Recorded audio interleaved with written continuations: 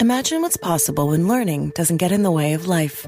At Capella University, our game-changing FlexPath learning format lets you set your own deadlines so you can learn at a time and pace that works for you. It's an education you can tailor to your schedule. That means you don't have to put your life on hold to pursue your professional goals. Instead, enjoy learning your way and earn your degree without missing a beat. A different future is closer than you think with Capella University. Learn more at capella.edu. I was never really a runner. The way I see running is a gift, especially when you have stage 4 cancer. I'm Anne. I'm running the Boston Marathon, presented by Bank of America. I run for Dana-Farber Cancer Institute to give people like me a chance to thrive in life, even with cancer. Join Bank of America in helping Anne's cause. Give if you can at BofA.com/supportAnne. What would you like the power to do? References to charitable organizations is not an endorsement by Bank of America Corporation. Copyright 2025.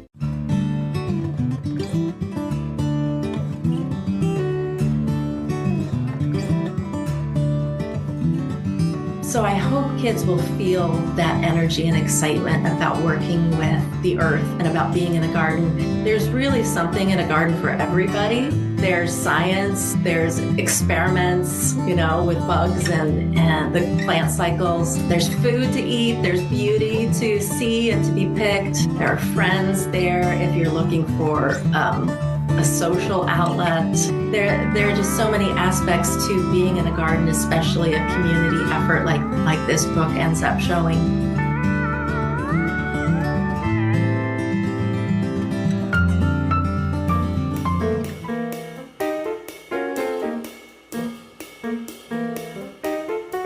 Hey everyone, I'm Bianca Schultz, founder of the Children's Book Review, and this is the Growing Readers Podcast. Today, I'm thrilled to welcome author Janna Matthies to the show.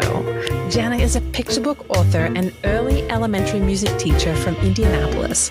Her creative worlds of music and storytelling beautifully intertwine in her work.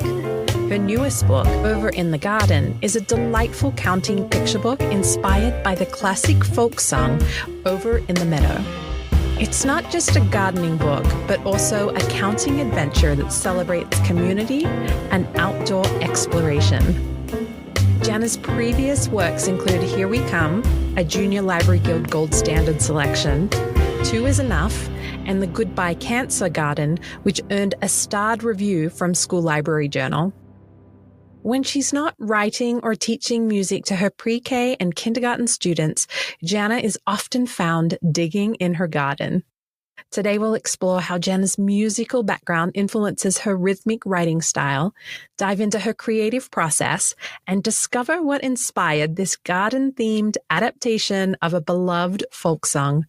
So grab your metaphorical garden trowel and join us for this conversation about rhythm, rhyme, and growing young readers. But first, here's the synopsis for this gorgeous picture book illustrated by Trisha Lee, Over in the Garden.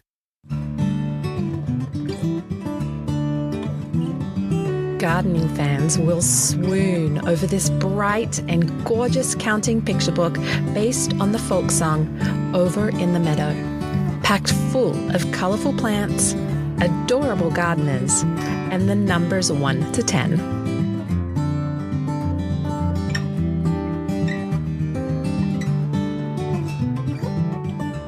Over in the garden, in the weeds in the sun, bent a brave little gardener with her little shovel 1. In this clever and lively remix of the children's rhyme, little gardeners come together one by one to tend to a community garden. Young readers will enjoy scenes of digging, weeding, planting, composting, and harvesting, illustrated in lush, detailed scenes full of cozy outdoor joy. In addition to its gardening theme, it's also a counting book, and your littlest readers will enjoy counting from 1 to 10 as all the gardeners come together for a celebration at the finale. There's so much to love in this exquisite and educational book.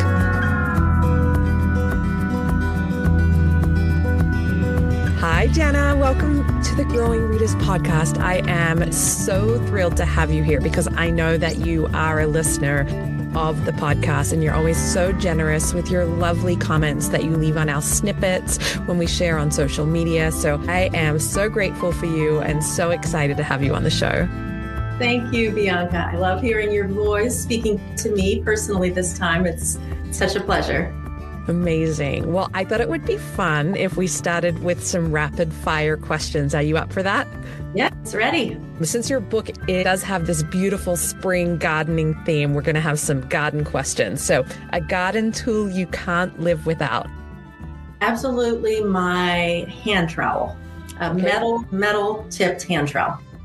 What is the most unexpected thing you think you found while digging in your garden? Well, I know sometimes people find really super cool things. I can't think of anything really crazy, but we live in a house that's about 100 years old, and it has been fun over time to run across chunks of charcoal. And I eventually put together in this one location that I was near the old coal chute. I love it. All right. Well, what's the most challenging plant you've tried to grow? Well, I have been trying to do a lot more seed starting these days, and I have admired the nearby Catholic church's Verbena bonariensis, a lovely tall annual with airy long wands of purpley topped plants. And I stole some of their seeds at the end of the season. I mean, I just grabbed them right off the plants. There were so many, tried to grow them, and it did not work. So maybe that's my lesson, to acquire my seeds in a more legitimate way. All right. Let's just have an indoor moment. Indoor plants, friend or foe? Friend. Okay, good. I have lots of indoor plants here, but the only reason they're alive is because of my husband. So shout out to him. All right. Well done. Dream garden visitor. Which animal or insect would be your dream garden visitor? I am always very excited to find a praying mantis. They are so handy with the little pests. And so when I find especially the little brown crinkly sac growing at the end of the season, I know lots of tiny little babies will be joining us for the next season. So fun. All right. Are you a morning or an evening gardener? Ooh, both. It really depends on the weather and my energy level. Yeah. All right. Compost. Exciting or gross? Fantastically exciting. Garden hat or no hat? Garden hat. Yeah. Okay. And if right now I said to you, you can only do some singing or weeding, which would you choose? Gosh, I like both. And I do both all the time in the garden and otherwise. Guess you could do both together. Sure. I have indeed. Perfect. All right. Well, now let's have some longer answers here. So a question which you've probably heard me ask plenty of other authors. What's one thing you do in your day-to-day practices that you feel would be either the most surprising or the most relatable to listeners? So something that could possibly inspire others or just demonstrate that we're all so similar. Yes. Well, I am not an athlete by any stretch, never have been, but I've discovered in my adult life that exercise is critical, especially to my creativity, to my mental health. So I became a swimmer, maybe 15 years ago, I guess. After breast cancer, I kept having my shoulder lock up because of surgeries and things. So swimming was recommended. And I had loved swimming as a child, especially in the ocean and things. But I became a swimmer, and I swim 3 days a week, 45 minutes a pop. And that time for me is critical. Physically, mentally, spiritually. I pray while I swim. I sing in my head to the rhythm of my breathing. I just thoroughly enjoy it. It's critical to me. And then I walk my dog every other day. So keeping that body moving is a very important part of my day that I think a lot of people can relate to. But swimming is my big love. Yeah, I love that. And I have to ask, like, you're healthy and everything's fine health-wise with you? Yes, very, very. In fact, next week will be the 16-year anniversary of cancer freedom. So yeah, well, I'm happy that is your outcome. So I'm glad. Well, to be a writer, they say that you need to be a reader first. So was there a pivotal moment in which you considered yourself a reader? And it's totally fine if you feel differently, that you don't need to be a reader before being a writer. No, I would have to agree that being a reader is critical to being a writer. So many of us begin with others reading to us. And I think that that counts as reading, taking in the beauty of words, the magic of stories, the community experience of entering a book is just as much, I think, a part of reading as once you actually have the skill and then the whole world opens up and you can make all your choices about what you're reading. So I remember my mom reading to me as a kid. My dad was the one who made up the stories and told those out of his head, so that was even a good part of it. I remember doing that thing that most little kids do, and the pre-K and kindergartners who I work with now as a music teacher, they do this where they memorize texts and bring it to you. And, I did that thing where I had memorized, and I think that counts as reading too. I have pictures of myself reading to my dolls and my animals. So I can't think of one distinct moment, but I know all of that preparation was critical to when I then could, do it for myself. Yeah, absolutely. And so when you're writing yourself, what is it that drives you and guides you, that tells you that you have to write books for children? I thought about this over the years when I've thought about mission and why I write. And for me, it all comes down to beauty. And I mean like capital B beauty, bigger than just the small bits that go into the things that draw our eye or our heart. But for me, I think when I experience a moment, typically for me, it's in nature or in the fine arts or in relationships. Something that strikes me as beautiful, moves me. I need to respond to it with words, with poetry, with a narrative. And then I love playing with words. And so then I think I just take it from there into the practical skill-based part of writing. But beauty drives it for me. Beauty, I think, drives me in life. Yeah, I love it. So would you say that you are naturally more of an optimist too? I feel like an optimist tends to look for the beauty in things. Yeah, it's kind of hard to say. I feel like I'm kind of right down the middle because I feel deeply troubled by the ugliness in life, the corruption, the pollution, the pain, the suffering. And I notice those things too, but I think that's part of what propels me toward the beauty. As a person of faith, I believe that one day we will be rid of all of that mess. And something is alive in me that just longs for that to be the truth now. So I have a lot of hope, if that's optimism, but there's almost like this deep double-edged thing in there. So I'm not like a blind optimist by any means. Yeah.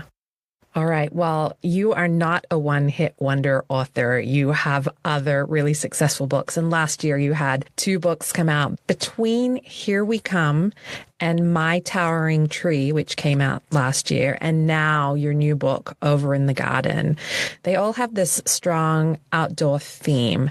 So what is it that draws you to writing specifically about nature for children?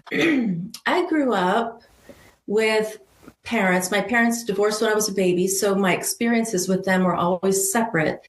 But both of them took us into nature all the time. We were members of the Audubon Society at home. My mom got us out of bed at like 5 a.m. We put on our Bushnell binoculars, and I remember putting my hair back in a bandana, against ticks and my tough skin, hand-me-down jeans for my brother.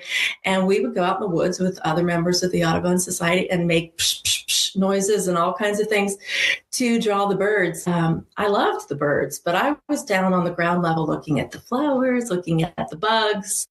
I collected bugs. So I think all that time spent in nature was critical. My mom was also a gardener, so participated with her in that from a young age. Had a dear uncle with like a hobby farm, and I spent a lot of time caring for his chickens and other things with him. And then with my dad, he was a big road trip guy, and we would see, we were taken to beautiful places out west, Yellowstone National Park and the Grand Canyon and the beach and nature preserves in California where he lived for a lot of my growing up. So just a lot of time spent in nature, I think stirred that sense in me that I had to be out there, had to be a part of that. And again, it's that beauty thing. There is just stunning beauty everywhere we turn. Even in a city, you find the sidewalk crack flowers, and I'm always drawn to those things. Well, Over in the Garden combines counting, gardening, music, and community, and all of those things together for me is such a great recipe for a picture book. So I know that it's kind of, well, you'll talk more elegantly about this, but I think the question I'm going to ask is what inspired you to adapt the Over in the Meadow folk song specifically for this gardening theme? Because it's just so wonderfully written, but I know that it stemmed from the song Over in the Meadow. Right. Yeah. So I have been looking for my garden book for years. What was I going to write? And speaking of cancer earlier, I have a book called The Goodbye Cancer Garden that was in print for 10 years and is no more. But that was a gardening book. But I wanted to, it used garden as a metaphor. But with my love of gardening, I wanted to have a book where I could really dig in, pardon the pun, to how fantastic gardening is for children, for humans. So I've been keeping my ears open, but I'm a music teacher for littles. Pre-K and kindergarten are my grade levels now. I have 10 classes of those kids who I get to share music with every week at an elementary school. And part of our pre-K curriculum includes the song Over in the Meadow. We use a lot of folk songs, traditional folk songs. I remember a writing friend talking about how she was wanting to adapt a different folk song to a story idea that she had. And in weeks after that, it just sort of hit me upside the head. Why haven't I realized I had this perfect song that would lend itself to gardening? Over in the Meadow already takes place in an outdoor setting and uses counting to count all the special creatures. So in Over in the Meadow, I'm not just counting vegetables or flowers, but we're counting shovels and compost bins and dogs and friends and all the clouds in the sky, all sorts of different things that are elements in the garden. And it just really worked.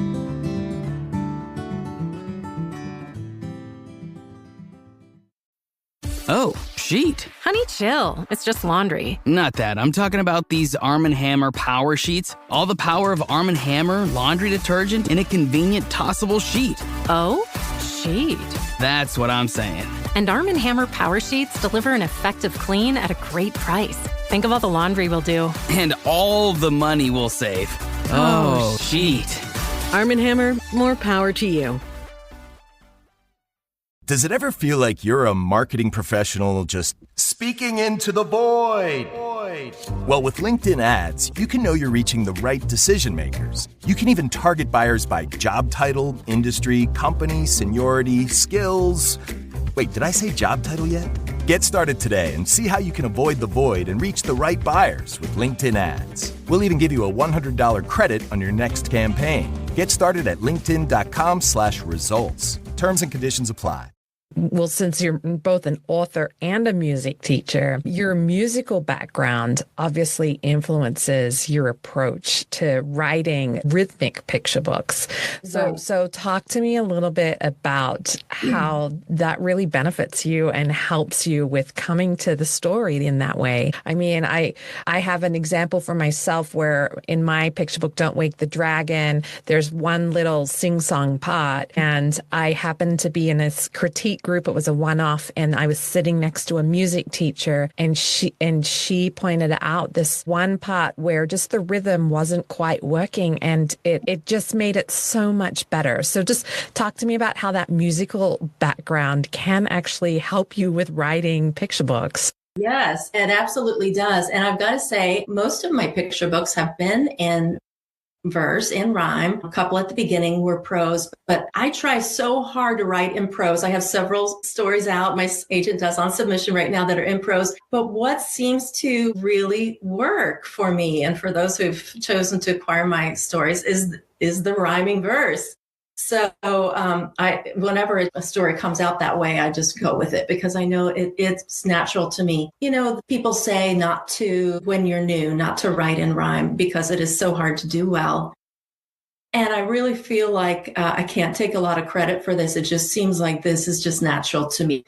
I started piano lessons when I was 4 and violin at 8 and played those all the way through growing up. And singing became a part of that in high school. And sometimes you just have it, sometimes it's just there. And other times you have to acquire the skill. And of course, I have worked at being better at rhythm and rhyme and making sure things scan well.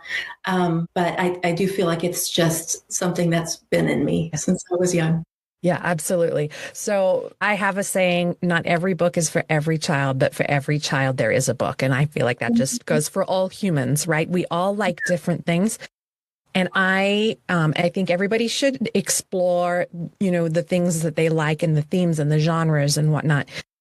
But there's one genre that I never understand when someone says that they don't like them when it comes to children's books, and it is rhyming books. There are people that are so against, they don't like rhyming books at all. And that is the only genre, a rhyming picture book, if we can call it a genre. I mean, when you read those with kids and you read them out loud, they're listening, they're hearing, it's teaching them about about language and sounds. And for me, they're one of my favorites when I'm reading with the preschool age is a rhyming picture book. I love them that much.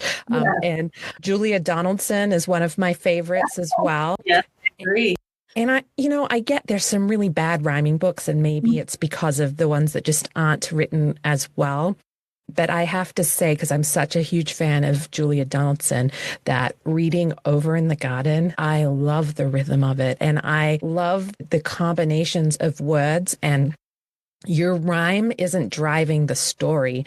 Like the narrative is already there, and the rhythm and the rhyme just happens to kind of fit. So anyway, that was a lot of talking for me, but do you feel as passionately about rhyming books as I do? I do, but with a caveat, there are times when I read a rhyming book and it doesn't feel poetic. It's just, there was a person and this happened and that happened and that happened and now it rhymes. And then you turn the page and da, da, da.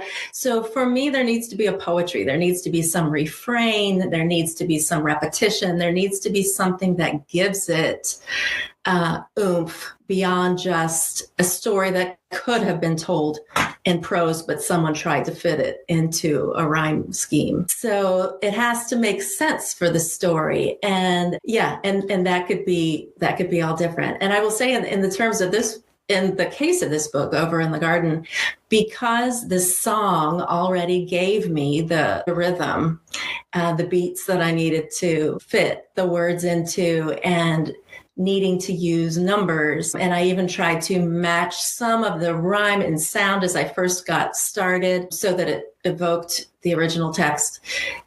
This was really a lot of fun because it's almost like putting a puzzle together, and you have to work and work and work until you get it just right. And it's hard work because you don't want to be forcing anything. So sometimes you have to scrap the whole thing, not just a word. Sometimes when I edit or critique for people who are trying to write in rhyme, I will notice that they just want to fix that one word or those two words. And I'll say, nope, you have to scrap the whole thing, find a whole new approach to come into that sentence or that idea or that phrase. So it is hard work, but I think it's really fun because I do love to play with words. So when I find other books that I feel have done that really cleverly, in fact, another garden book that I love is by Pat, I never know how to say her name, Zietlow or Zeitlow. Pat Zeitlow Miller, In Our Garden, is another wonderful community garden book. She does some wonderful things with refrain and with hyphenated words. And she uses that method throughout, where she might have an idea that has two hyphens within it. But when different mechanisms are used like that to bring rhyming verse alive, I think it's pure delight. Yes, everything you just said. I love that. I love that.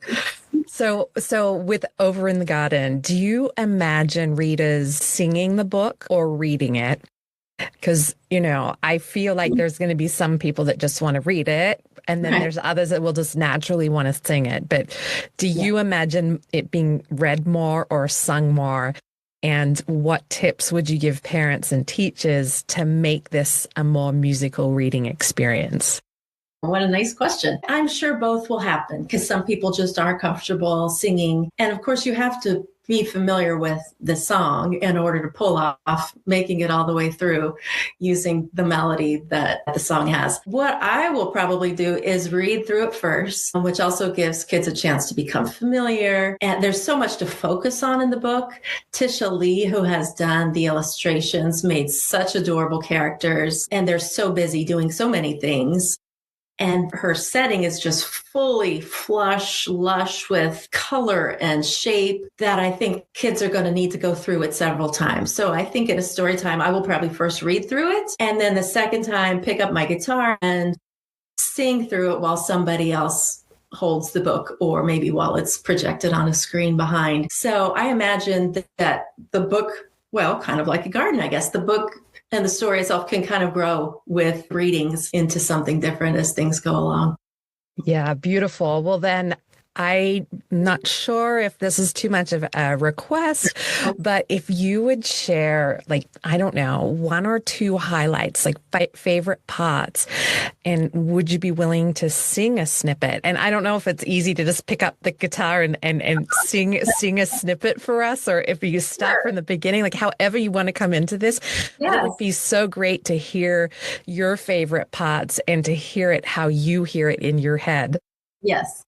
Well, my favorite parts really have to do with how the illustrations fit in. So maybe in terms of singing it for you, and I did bring my guitar into here just in case we had a chance to do this. But maybe what might be kind of interesting is if I sing the first verse of Over in the Meadow, and then sing the first verse of Over in the Garden.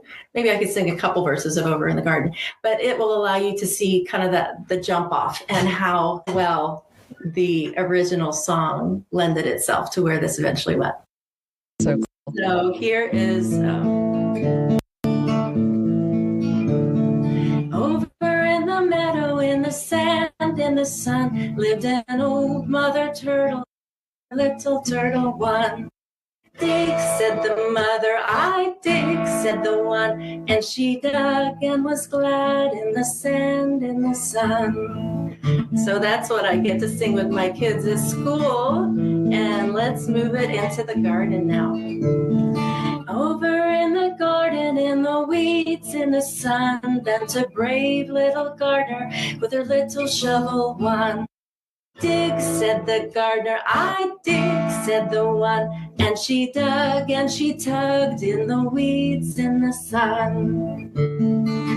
And then I always say, what number is next? And kids hold up 2 fingers and say 2. Over in the garden with a wheelbarrow blue wobbled twin little gardeners with their perky pups too. Chase, said the gardeners, we chase, said the 2, and they chased, bunny raced, went round a wheelbarrow blue. I'll stop there. You literally just made me cry. I'm like, my glasses are fogging up. I don't know if you can see that, but that was so beautiful. And maybe this is why I love rhyming books so much, because I don't know. It was your words. It was your... I'm speechless. Anyway, that was beautiful. I'm so glad that you shared it. And now I'm just trying to unfog my glasses. Thank you very much. Tears are always the highest compliment, right? For an artist, when we get to move somebody, I feel like we've come full circle. Yeah, so beautiful. And now I just want I want you to do the whole book, but we won't, because we want people to go in and buy your book and read it and explore it for themselves. Well, I loved that. So I feel like, well, first of all, you have such a beautiful voice, really, really, really pretty. So in terms of your favorite highlights, just very specific moments in there, what feels the most special to you? Well, I love one scene in the book. The number is 4, I think. Let me open this up. One of my favorite spreads and part of the story, because I can't just look at the text, right? The magic of picture books is that synergy between the illustrations and the words. So I love number 4. Over in the garden on a fresh, earthy floor knelt a smudged little gardener with tomato plants 4. Grow, said the gardener. We grow, said the 4. And their roots grew new shoots in the fresh, earthy floor.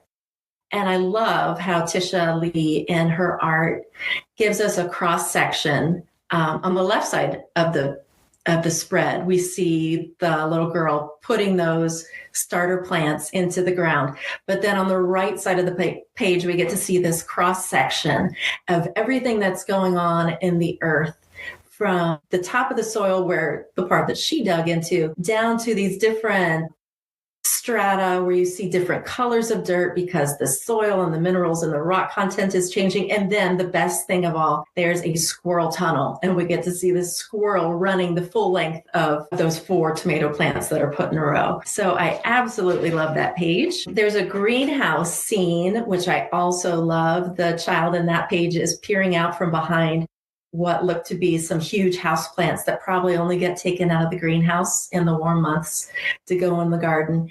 And there's some hyacinths that have been allowed to grow because it's so warm and cozy in the greenhouse. That's number 5. Bloom, said the gardener. We bloom, said the 5. And they bloomed and perfumed in a greenhouse alive. I have always wanted a beautiful greenhouse, like when I watch Gardener's World with my favorite gardener, Monty Don, and all of his team on BBC. And they have the most amazing greenhouses. And I have too tiny of a yard and a budget for such a thing. But I love that we have that in our book, this beautiful greenhouse. Yeah. And I love them when the community starts to come into it. We're seeing each of these children and each of the new items that they bring to the book grow into a team. At the end, we have 10 little gardeners. So on page 8, or not page 8, but when we're celebrating the number 8, we have a little girl who is trying to pick up a bird bath that has broken and carry it to the right space. And that goes over in the garden, not a moment too late, called a stuck little gardener to her gardening friends 8. Help, cried the gardener. We help, cried the 8. And they helped and they yelped, not a moment too late. And the moment's growing a little late because the rain is starting to come, which is something that you want in your garden after all, but they're trying to make it out of the rain in time as they pick up all these things. So I love how the community comes in to this community garden book. Yeah, it was such a beautiful dance between yours and Tisha Lee's artwork. Like I loved the synergy that the two came, and I'm really glad that you brought up your favorite scene where you can see above ground and below ground. And then also I love how it all comes together with the, 8 kids all, it was so well done. And I really do love this book. It's going to be such a great springtime story time. I mean, I just hope so many people will pick this book up because, like I said, way up front, it's got counting, it's got rhythm, it's got gardening, it's encouraging kids to go outside, it's got community, and we need community so badly right now. So I love how it all came together. So I have to ask you, what impact do you hope that your story is going to have on readers? Well, I agree with what you just said there, Bianca. I hope that it gets kids outside. I hope that all the energy and excitement that slowly takes birth from that first kid who goes into this messy, overgrown garden in the spring and does her digging of the weeds, all the way through to this teamwork that builds. And then at the very end, we see the kids in wordless spreads continuing this in the summer and continuing this in the fall. And you get the idea of the full cycle of the seasons. So I hope kids will feel that energy and excitement about working with the earth and about being in a garden. There's really something in a garden for everybody. There's science, there's experiments, with bugs and the plant cycles. There's food to eat, there's beauty to see and to be picked. There are friends there if you're looking for a social outlet. there are just so many aspects to being in a garden, especially a community effort like this book ends up showing. So yes, I hope it takes people out into the garden, and even better if they end up singing while they're there. I have a dear neighbor who was one of my first garden influences when we moved into this house 22 years ago, and I started our garden here. At gardens, all around. And I would hear her singing next door as she puttered around. She's no longer with us, but a lot of her plants are in my garden. And, I sing as I weed and plant and like she does. So hopefully even a little of that will go on for kids who do this, Bianca, because we talked about so many things and important things that it sounds like are dear to both of us. I guess but the way beauty can just heap on top of beauty.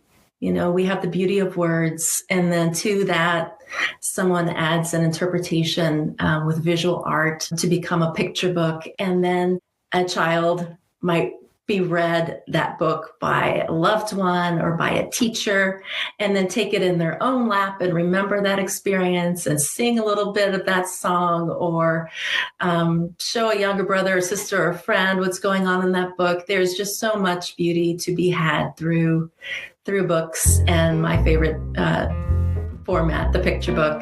Yeah, I guess that's it. All that beauty. Thank you, Bianca. Such a pleasure to get to meet face to face and talk about what we love, both of us. Thank you so much for joining us on our quest to grow readers. If you enjoyed our conversation, be sure to pick up Over in the Garden. It's the perfect springtime read that combines counting, music, gardening, and community in one beautifully illustrated package.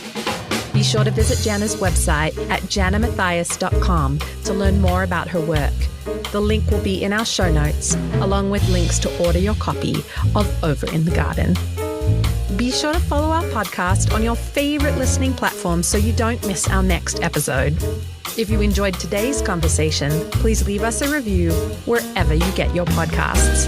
Until next time, keep growing those readers.